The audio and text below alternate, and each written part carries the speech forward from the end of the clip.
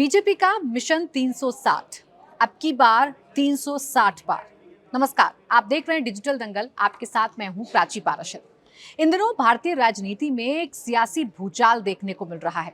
पश्चिम बंगाल से लेकर महाराष्ट्र तक पार्टियां टूट रही हैं और पार्टी टूटने का आरोप या पार्टी तोड़ने का आरोप सीधे तौर पर सत्तारूढ़ यानी कि भारतीय जनता पार्टी पर लग रहा है। अब आप सोच रहे होंगे कि पश्चिम बंगाल में अगर पार्टी टूट रही है, महाराष्ट्र में अगर पार्टी टूट रही है, समाजवादी पार्टी के अंदर अगर हलचल है, तो इसका मौजूद सियासत से क्या लेना देना है? तो इसका लेना देना जरूर है। इसके पीछे की कहानी क्या है, ये सब कुछ क्यों हो रहा है, हम क्यों कह रहे हैं अब की बार 360 पार, ये मैं आपको सिलसिलेवार तरीके से समझाने जा रही हूँ। दरअसल सोमवार से संसद का मॉनसून सत्र शुरू होने जा रहा है।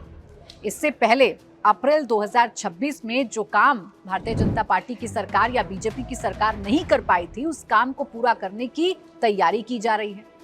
अप्रैल 2026 का संसद सत्र याद कीजिए, जब सरकार ने विमेन रिजर्वेशन बिल के साथ डीलिमिटेशन बिल रखा था।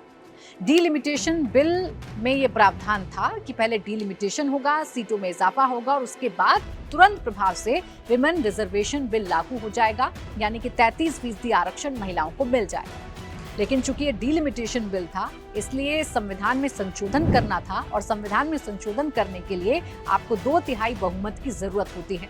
ये बिल अटक गया, लटक गया, यानी कि सरकार जिस मंशा से इस बिल को लेकर आई थी, वो बिल पास नहीं हो पाया क्योंकि विपक्ष ने सरकार का साथ नहीं दिया।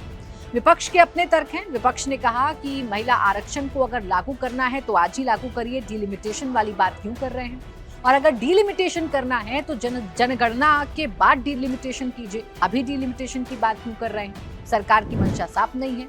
सरकार डीलिमिटेशन के जरिए आने वाले चुनावों में अपनी जीत की गारंटी पक्का करना चाहती है, इसलिए इस बिल को विपक्ष पास नहीं करवाना चाहता था और हुआ भी बिल्कुल वैसा है। संसद में, खासकर लोकसभा में नंबर गेम क्या है, 2/3 बहुमत के लिए कितना आंकड़ा चाहिए, मैजिक फिगर क्या है और इस मैजिक फिगर को पाने के लिए बीजेपी ने अभी तक क्या क्या स्ट्रैटेजी अपनाई है, आइए ये मैं आपके सामने रख देती हूँ। पहले अप्रैल 2026 की बात करती हूँ, जब डीलिमिटेशन बिल रखा गया था। 131वां संविधान संशोधन होना था, 2/3 बहुमत की जरूरत थी। सरकार के पास 298 यानी कि एनडीए के पास 298 वोट थे, लेकिन 2/3 के लिए 360 का आंकड़ा बीजेपी को चाहिए था, एनडीए को चाहिए था और एनडीए के पास इतना बहुमत नहीं था। हालांकि कोशिश की गई, इस बिल को टेबल किया गया, इस पर चर्चा की गई, लेकिन चर्चा के बाद जब वक्त वोटिंग का आया तो वोटिंग के दौरान जो वोट पड़े थे 298 पक्ष में पड़े थे और 230 विपक्ष में पड़े थे, यानी सीधे तौर पर यह बिल गिर गया था। उस वक्त की स्पीचेस याद करिए जो प्रधानमंत्री नरेंद्र मोदी ने लोकसभा में खड़े होकर दी थी और गृह मंत्री अमित शाह ने सदन में खड़े होकर दी थी। प्रधानमंत्री ने खड़े होकर ये कहा था कि ये महिला आरक्षण बिल से जुड़ा हुआ बिल है, इसे पास विपक्ष को कराना चाहिए और प्रधानमंत्री ने एक कदम आगे निकलते हुए ये कहा था कि क्रेडिट के लिए नहीं, अगर क्रेडिट चाहिए तो सब क्रेडिट ले लें, पूरा विपक्ष क्रेडिट ले लें, हमें क्रेडिट नहीं चाहिए, लेकिन इस बिल को पास कराइए, ये प्रधानमंत्री ने कहा था। गृह मंत्री अमित शाह ने भी यही कहा था कि बिल महिला आरक्षण से जुड़ा हुआ है, इसे पास करा दीजिए, लेकिन तब विपक्ष ने सरकार का साथ नहीं दिया था, अलग अलग तरीके की राजनीति हुई थी। दरअसल विपक्ष के मन में शंका ये है कि डीलिमिटेशन के बाद जो सीटें बढ़ेंगी उसमें साउथ के राज्य के साथ गलत हो सकता है, महाराष्ट्र के साथ गलत हो सकता है। उस वक्त भी गृह मंत्री अमित शाह ने कहा था कि 50% गैप के साथ जो सीटें हैं वो राज्यों में बढ़ाई जाएंगी। मसलन अगर आप महाराष्ट्र की बात कर रहे हैं, महाराष्ट्र में 48 लोकसभा सीटें हैं और 50% अगर सीटें बढ़ती हैं तो इस सीटों का आंकड़ा बढ़कर 72 हो जाएगा। ये गृह मंत्री अमित शाह की तरफ से कहा गया था, लेकिन जो ड्राफ्ट डीलिमिटेशन का आया था उस ड्राफ्ट में 50% वाली बात कहीं लिखी नहीं थी। इसी बात को लेकर विपक्ष ने हंगामा किया था। विपक्ष ने कहा था कि आपकी बात पर कैसे यकीन करें, और उस वक्त गृह मंत्री ने कहा था खड़े होकर सदन के अंदर कि आप मुझे 2 घंटे का वक्त दीजिए, इस ड्राफ्ट में 50% हम लिख कर लाते हैं और इस बिल को पास करा दीजिए। खैर ऐसा हो नहीं पाया, बिल गिर गया और डीलिमिटेशन वाला बिल पास नहीं हो पाया। पक्ष में कितने पड़े थे? 298, विपक्ष में कितने पड़े थे? 230 पड़े थे।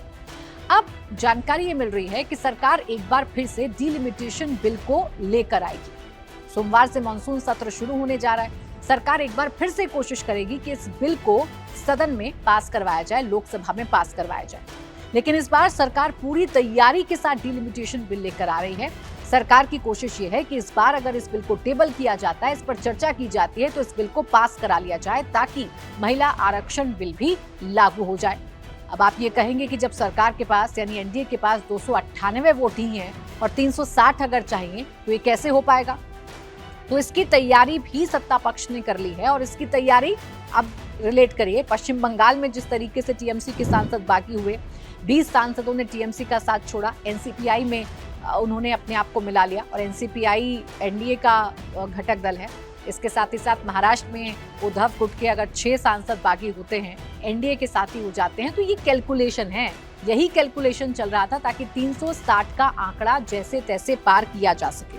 अभी आप समझिए 540 सीटें हैं हमारे लोकसभा में, उसका 2/3 कितना होता है? 360 होता है। पिछली बार सरकार को 54 सीटें कम पड़ गई थी क्योंकि 298 वोट ही सरकार के पास थी और इस बार इन 54 वोटों का जुगाड़ कैसे किया गया है? 298 एनडीए के हैं, 6 उद्धव गुट के हैं और 20 हैं टीएमसी के, जो अभी पक्के तौर पर एनडीए के साथ नजर आ रहे हैं।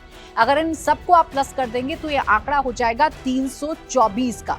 अभी भी कितने कम है? 36 कम। अभी भी 36 जो वोट हैं वो एनडीए के पास नहीं है, बहुमत के आंकड़े के लिए नहीं है, यानी कि मैजिकल फिगर के लिए नहीं है। इसका भी इंतजाम किया जा रहा है। कैसे किया जा रहा है? एनसीपी शरद गुट में कल रात से बड़ी हलचल बढ़ी थी। कल महाराष्ट्र में बैठकों का दौर शुरू हो गया था। एनसीपी शरद गुट के नेता जाकर मिले थे देवेंद्र फडणवीस से और तभी चर्चा हुई थी कि जो एनसीपी शरद गुट के 8 सांसद हैं वो बीजेपी का साथ दे सकते हैं, वो बीजेपी के साथ जा सकते हैं।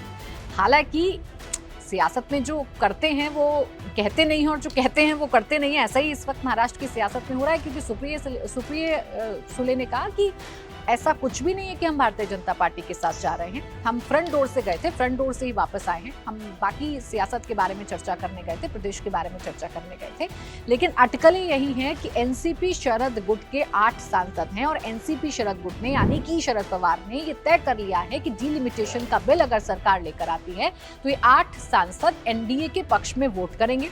तो 8 और प्लस कर लीजिए, 324 में 8 और प्लस हो जाते हैं। और इसके अलावा ताजा इंडिया अलायंस से नाराज हुई डीएमके, स्टालिन की पार्टी, वो स्टालिन की पार्टी जो इंडिया अलायंस के लिए बड़ी महत्वपूर्ण थी क्योंकि 22 सांसद हैं डीएमके के पास, कांग्रेस के बाद और समाजवादी पार्टी के पास बाद ये तीसरी बड़ी पार्टी डीएमके है जिसके पास 22 सांसद थे।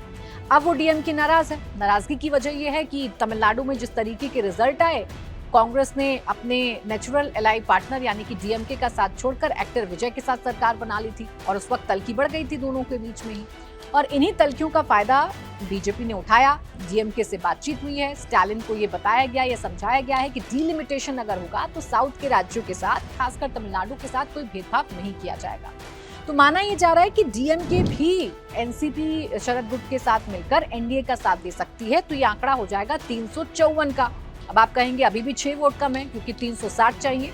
तो जो वोटिंग पैटर्न है लोकसभा का, उसमें वो दल भी हैं जो न्यूट्रल रहते हैं, जो समय समय पर एनडीए का साथ भी देते हैं, जिसमें वाईएसआर कांग्रेस है, उसके 4 सांसद हैं, माना जा रहा है ये भी एनडीए के समर्थन में वोट दे सकते हैं। शिवसेना के बाकी बचे जो 3 सांसद हैं वो भी डिलिमिटेशन के बिल पर एनडीए का साथ दे सकते हैं। तो ये टोटल आंकड़ा 361 का हो जाएगा, यानी कि 360 पार भारतीय जनता पार्टी कर लेगी या एनडीए कर लेगी। इसी तरीके की रणनीति बनाई जा रही है और इसी तरीके की बयानबाजी इस वक्त की भी जा रही है। और इसकी तैयारी अप्रैल 2026 से ही एनडीए ने शुरू कर दी थी, बीजेपी ने शुरू कर दी थी, बीजेपी के बड़े नेताओं ने शुरू कर दी थी, क्योंकि अप्रैल 2026 के संसद सत्र में एक बड़ा झटका लगा था एनडीए सरकार को, एक बड़ा सेटबैक था एनडीए सरकार के लिए, क्योंकि अमूमन ऐसा हुआ नहीं कि सरकार कोई बिल लेकर आई है और उस बिल को पास करा ना पाए, लेकिन डिलिमिटेशन बिल के दौरान ऐसा हुआ।